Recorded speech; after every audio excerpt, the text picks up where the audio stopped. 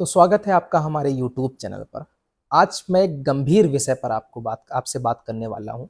जानते हैं वो गंभीर विषय क्या है? वो यही विषय है कि आज हिंदुस्तान में मुसलमान 18 से 20% होने के बावजूद भी आज मुसलमानों की राजनीतिक पार्टियां दिख नहीं रही हैं। आज मुसलमान जो सिर्फ और सिर्फ जो है हिंदुस्तान की लोकसभा में सिर्फ और सिर्फ 24 सांसद मुस्लिम बन करके जानते हैं। आखिर उसकी वजह क्या है? आखिर वो कौन लोग हैं जो मुसलमानों को सियासत में नहीं लाना चाहते हैं? आखिर वो कौन लोग हैं जो मुस्लिम सियासत को उभरने नहीं देना चाहते हैं? आखिर वो कौन लोग हैं जो मुसलमानों की पार्टियों को मजबूत नहीं होने देना चाहते हैं?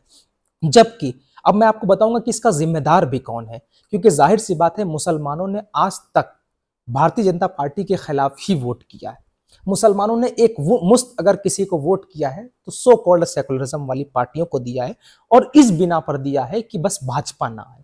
मुसलमानों का जन प्रतिनिधि कम होता जा रहा है, मुसलमान कम होते जा रहे हैं, लोकसभा सांसद जो है वो कम होते जा रहे हैं। 1980 में 49 सांसद हैं मुसलमान भारत के अंदर, लेकिन सिर्फ और सिर्फ जो है वो इस वक्त जो है वो सिर्फ 24 बचते हैं। आखिर इसकी वजह क्या है? आखिर कौन जिम्मेदार है? आखिर कौन जो है मुस्लिम सियासत को खत्म करना चाहता है? तो मैं आपको बताता हूं।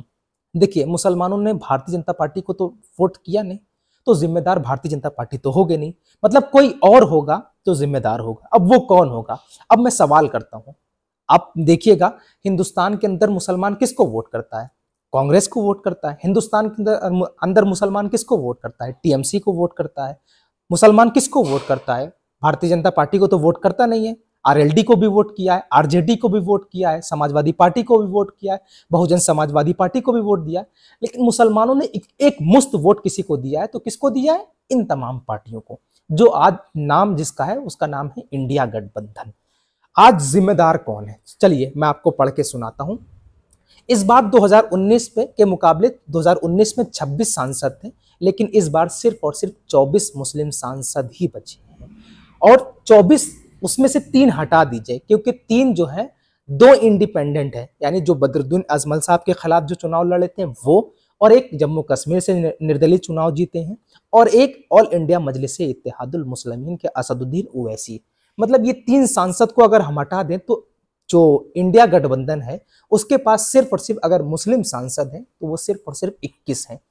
आखिर वो कौन सी मजबूरी आ गई थी जो मुस्लिमों को पार्टियों को वोट मुस्लिमों को टिकट नहीं दिया गया, उनकी पार्टियों को गठबंधन में नहीं शामिल किया गया, उनको मजबूत क्यों नहीं किया गया? आखिर वो कौन लोग थे? वो कौन लोग थे आपको समझ में आ रहा होगा। आगे और चलता हूं। 2024 के लोकसभा में मुसलमान सांसद किन किन पार्टियों से कितने कितने, ये पहले मैं आपको बताता हूं, सुनिएगा। कांग्रेस के 9 जीते और टीएमसी के 5 जीते, समाजवादी पार्टी के 4। आप जानते होंगे शफीकुर रहमान साहब के पोते जियाउर रहमान साहब जीते हैं, इकरा हसन जीती हैं। ऐसे ही जो है वो टोटल 4 सांसद जो है समाजवादी पार्टी के जीते हैं। इंडियन यूनियन मुस्लिम लीग के 2 जीते हैं, और नेशनल कॉन्फ्रेंस के 1, और ऑल इंडिया मजलिस इत्तेहादुल मुस्लिमीन के 1, यानी असदुद्दीन ओवैसी साहब जो है, और इंडिपेंडेंट जो थे वो 2 सांसद थे। ठीक, और टोटल मिलाकर के 24 हो गए। अब सुनिएगा, हिंदुस्तान की आज जो है 2024 में मात्र जो है वो 24 हैं। 2000 अब इससे पहले मुसलमानों का ग्राफ क्या ऊपर था? क्या मुसलमान राजनीति में था? क्या मुसलमानों के सांसद इससे भी ज्यादा हुआ करते थे? तो बिल्कुल हाँ, इससे भी ज्यादा हुआ करते थे। मुसलमानों का ग्राफ बढ़ना चाहिए था। आपने वो शायद पहाड़ा याद किया होगा, हमारे यहाँ तो मैंने ऐसे याद किया था, 2 दूनी 4, 3 6 चौको 8 5 6 10, 2 दूनी 4, मतलब बढ़ता गया था ग्राफ। कोई भी चीज का ग्राफ जो होता है अपने वक्त के साथ बढ़ता है, लेकिन जब किसी चीज को एक जो है वो साजिश के तहत खत्म किया जाता है तो वो खत्म हो जाता है। यही हाल मुसलमानों का राजनीति में हुआ। 1980 में मुसलमान लोकसभा में 49 सांसद थे, और 1984 में जो है वो घट करके 45 बचे। ठीक, 1989 में सिर्फ 33 बचे, 1991 में 29, 1998 में 28, और 1999 में 32, 2004 में 35, और 2009 में 28 मुस्लिम सांसद हुए। 2019 में 26 हुए, और 2024 में आपको पता है सिर्फ और सिर्फ 24 सांसद ही मुसलमान हैं जो लोकसभा पहुंचे हैं। अब सुनिए, मुस्लिमों की आबादी के हिसाब से अगर इनको देखा भी जाए तो 4.42% ही मुसलमान सियासत में रहा। आगे और चलता हूं, मैं बात करता हूं। मैंने जो भी तहकीक की है वो मैंने सामने लिखा हुआ है, और अगर इसमें किसी तरह की कोई त्रुटि या गलती हो गई हो तो बराए मेहरबानी आप मुझे कमेंट में जाकर के बताइएगा, मैं अपने आप को सही करने की कोशिश करूंगा। और मैं माफी भी चाहता हूं कि अगर मैं कुछ गलत बोलता हूं, लेकिन जो आंकड़े बता रहा हूं यकीनन दिल दहलाने वाले हैं मुसलमानों को। अगर जो गंभीरता से सोचता है, अगर ये सवालों को गंभीरता से लेगा, तो यकीनन सोचेगा कि मुसलमानों की सियासत को कौन जो है वो ठोकर मार रहा है, कौन जो है वो सियासत को यतीम करने की कोशिश कर रहा है। इस लोकसभा में सबसे ज्यादा बसपा ने सर्वाधिक टिकट दिए, 37 लोकसभा उम्मीदवार मुसलमानों को उतारा, हालांकि एक भी नहीं जीत पाए। लेकिन पिछली बार 39 लोकसभा टिकट दिए थे और उसमें से 3 जीत गए थे। कांग्रेस ने पिछली बार 34 टिकट दिए थे मुसलमानों को, और इस बार 34 से घट करके मात्र 19 आ गए। कमाल की बात यह है कि एक तरफा मुसलमानों ने कांग्रेस को वोट दिया, तब भी मुसलमानों के 34 से 19 हो जाते हैं। अब सुनिएगा, ममता बनर्जी को भी बंगाल के अंदर मुसलमानों ने एक तरफा वोट दिया। पिछली बार 13 सीटों पर उतारा था उम्मीदवार मुसलमान, इस बार सिर्फ और सिर्फ 6 सीटों पर। समाजवादी पार्टी पिछली बार 8 सीटों पर मुसलमानों को उतारती है, और इस बार जो है वो सिर्फ 4 रह जाते हैं। लालू और तेजस्वी आरजेडी पिछली बार जो है वो 5 उतारती है, 5 सीटों पर मुसलमानों को उतारती है, और इस बार जो है अररिया से और एक और सीट से मुसलमानों को उतारती है, यानी 2 सीटों पर मुसलमानों को उतारती है। अब सुनिएगा, ये सब के सब सो कॉल्ड सेकुलरिज्म वाली पार्टियां मुसलमानों का वोट थोक के भाव लेती हैं। जाहिर सी बात है, आपने देखा होगा समाजवादी पार्टी भी लेती है, कांग्रेस भी पार्टी लेती है, आरएलडी भी लेती है, टीएमसी भी लेती है, लेकिन मुसलमानों के वोट प्रतिशत में कमी क्यों आ रही है? सवाल है, जवाब कमेंट में जरूर दीजिएगा। भाजपा ने 2019 में 3 सीटें पे चुनाव मुसलमानों को लड़ाया, हालांकि एक सीट भी नहीं जीत पाई, और 2024 में केरला में 1 सीटें पे उम्मीदवार उतारे लेकिन नहीं जीत पाए। भारतीय जनता पार्टी ने जो है वो चुनाव लड़ा करके देख लिया कि मुसलमान उन्हें वोट नहीं देता। रामपुर से मुख्तार अब्बास नकवी को उतारा था, शहनवाज हुसैन को भागलपुर से उतारा था, और जो है केरला से अभी उतारा है, आपने देखा है। मुसलमानों ने भारतीय जनता पार्टी को पूरी तरीके से नकार दिया, और दिल्ली की 7 से 7 सीटों पर कांग्रेस और आम आदमी पार्टी का वहां पे गठबंधन था। मुसलमानों की आबादी होने के बावजूद भी एक सीट पर भी मुसलमान उम्मीदवार जो है इंडिया गठबंधन नहीं उतारता है। अब सुनिएगा, 2011 की जनगणना के अनुसार 65 लोकसभा सीटें ऐसी हैं जिन पर मुस्लिम वोटर 25% से अधिक है। एक बात ध्यान रखिएगा, 30 से 32% जिसको वोट परसेंट मिल गया आबादी के हिसाब से, तो वो जीत जाता है। मतलब एक तरह से 65 सीटों पर मुसलमान असर रखता है कि कौन जीतेगा और कौन हारेगा। और ये 2011 की जनगणना के अनुसार है, 2024 नहीं, आज से लगभग जो है 13 साल पीछे का मैं आंकड़ा बता रहा हूँ। 65 सीटें आज मैं अपने जो मेरे हिसाब से जो मैंने सर्च किया था, आज मुसलमान जो है वो 100 यानी 100 सीटों पर लोकसभा पर जो सीटें हैं उस पर असर रखता है कि कौन जीतेगा और कौन हारेगा। लेकिन मैं सिर्फ 65 सीटें ले लेता हूं, और उसमें से 14 ऐसी सीटें हैं जहां पर मुसलमान जो है वो एक तरफा जीत जाएगा। 14 ऐसी सीटें हैं जहां पर मुसलमान एक तरफा जीत जाएगा।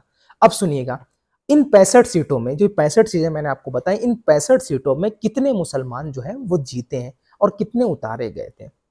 कांग्रेस ने 13 जीती, लेकिन मुसलमान उसमें सिर्फ 9 था। सोचिएगा, 65 सीटों पर असर रखते हैं लेकिन 13 जीती, सिर्फ 9 रहे। तृणमूल टीएमसी 12 लेकिन सिर्फ 5 रहे। आरएलडी जो है 8 मुसलमान लेकिन सिर्फ 4 मुसलमान। आरएलडी माफ कीजिएगा, समाजवादी पार्टी 8 मुसलमान लेकिन सिर्फ 4 मुसलमान जीतते हैं।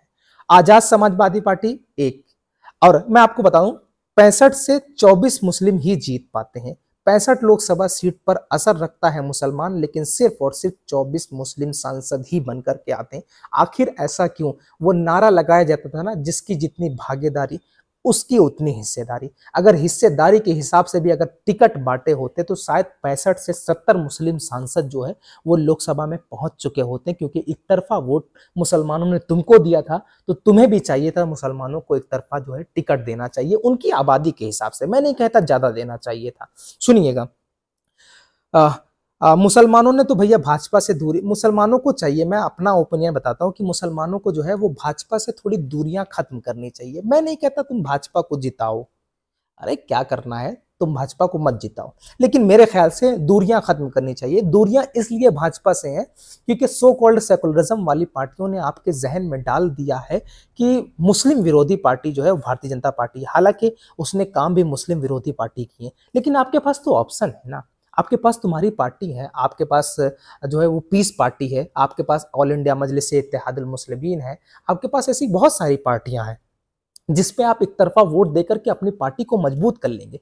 और मैं ये नहीं कह रहा हूं कि आप जो है वो लोकतंत्र के खिलाफ चले जाएं, संविधान के खिलाफ चले जाएं। आप इंडिया गठबंधन वालों के साथ रहें, विपक्ष में रहें। मैं नहीं कहता तुम प्रधानमंत्री बन जाओगे, हम नहीं कहते तुम जो है मंत्री बन जाओगे, लेकिन आप सियासत में हिस्सेदार तो बन जाओगे। आज जो है टीडीपी वाले चंद्रबाबू नायडू 16 सीट ला करके आज एनडीए का एक बड़ा जो है वो हिस्सा है। नीतीश कुमार 12 सीट जीत करके आज जो है वो सरकार का हिस्सा है। यानी यही हिस्सेदारी की मैं बात कर रहा हूं। मैं नहीं कह रहा हूं कि तुम जो है पूरे हिंदुस्तान में जीत जाओगे, तुम एक तरफा जीत जाओगे। नहीं, एक तरफा नहीं जीत पाओगे, क्योंकि हम हिंदू और मुसलमानों को साथ लेकर के चलेंगे तभी जीत पाएंगे। बस कहना यह है कि जिसकी जितनी भागीदारी उसकी उतनी हिस्सेदारी, और यही हाल रहा। और पता है क्यों नहीं दिया गया टिकट? क्योंकि अगर ये टिकट दिया जाएगा तो वो हिंदुत्व वाली जो लहर चल रही है, भारतीय जनता पार्टी का जो डर सता रहा है, जो हिंदुत्व का डर सता रहा है कि जो अगर हमने मुसलमानों को वोट दिया उनकी आबादी के हिसाब से, तो 2% 4% जो वोट जो है वो दूसरी पार्टियों का, दूसरे समुदाय का मिलता है, वो मिलना बंद हो जाएगा। मतलब जो है दूसरों के डर से हमें हमारा प्रतिनिधित्व कमजोर कर दिया गया, हमारा बर्बाद कर दिया गया। और आज मुसलमान जो है वो अपनी आबादी के लिहाज से भी अगर देखा जाए तो सिर्फ और सिर्फ 4.5% बचा हुआ है। मुसलमानों अपने समझने की जरूरत है। और यही हाल रहा तो 2029 में मुस्लिम सियासत, मुसलमानों को कोई पूछने वाला नहीं होगा। मुसलमान पूरी तरीके से यतीम हो जाएगा। मुसलमानों के मुद्दे जो है वो लोकसभा में नहीं उठाए जाएंगे। तुम कब तक दूसरों को अपने कीमती वोट देते रहोगे, और कब तक अपने कीमती वोट से दूसरों को जिताते रहोगे और सत्ता की सीट्स पर बैठाते रहोगे? बस मेरी रिक्वेस्ट यही है कि मुस्लिम लीडरशिप को किसने खत्म किया, इन सवालों के जवाब आप कमेंट में दीजिएगा। मैंने पूरे आंकड़े बताने की कोशिश की। मैंने 2011 की जनगणना का जिक्र भी आपके सामने किया है, और मैंने ये भी बताया कि 1980 में कितने सांसद थे और 2024 में कितने सांसद बचे हैं, और 2029 में क्या होने वाला है। 2029 में यही होने वाला है। अगर मुसलमानों ने एक तरफा रवैया अपनाया तो मुसलमानों की सियासत पूरी तरीके से खत्म हो जाएगी, कोई बचाने वाला नहीं है। बेहतर है कि आप अपनी सियासत को जो है वो उरूज पे लाइए, आप जो है भाजपा को हराइए, लेकिन पहले अपने आप को तो मजबूत कर लीजिए। उम्मीद है कि आप मेरे इस आंकड़ों से, मेरी बातों से काफी कुछ समझ गए होंगे, और जो गलतियां हो गई हैं मुझसे, मुझे कमेंट में बताइएगा। उन गलतियों को मैं सही करने की कोशिश करूंगा। और तब तक के लिए अगर आप मेरा सपोर्ट करना चाहते हैं तो मेरे यूट्यूब चैनल को जरूर सब्सक्राइब कीजिएगा और वीडियो को शेयर कीजिएगा। आप मेरी मदद इस तरीके से भी कर सकते हैं, लाइक कर सकते हैं, कमेंट कर सकते हैं, शेयर कर सकते हैं, ताकि मेरी आवाज जो है वो दूसरों तक आसानी से पहुंचे।